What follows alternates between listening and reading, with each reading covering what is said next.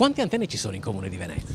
In Comune di Venezia ci sono oltre 300 antenne, circa 343, questi sono gli ultimi dati che siamo riusciti a ricavare tramite l'ARPAV e il Comune di Venezia. Solo nell'ultimo anno ce ne sono state nuove 17 installate più o meno equamente tra Mestre e Venezia. Perché a Burano si vedessero forze dell'ordine in assetto antisommossa, sicuramente uno scenario insolito nella tranquilla quotidianità dell'isola, ci è voluto il progetto di installazione di un'antenna di telefonia mobile e le conseguenti perplessità dei residenti. È evidente che si pone un problema serio di come vengono gestite le installazioni, di come il Comune dà le autorizzazioni. Io credo, ovviamente c'è una normativa a quale attenersi, una normativa nazionale. Noi abbiamo chiesto fin da subito un piano delle antenne per cercare di condividere con i cittadini la miglior localizzazione possibile, garantendo comunque la copertura del servizio, che è l'obbligo imposto dalla normativa. In questo ambito il nuovo regolamento edilizio del Comune di Venezia rappresenta una prima risposta che però secondo il Partito Democratico non è ancora sufficiente. Per questo ne ha chiesto una formale revisione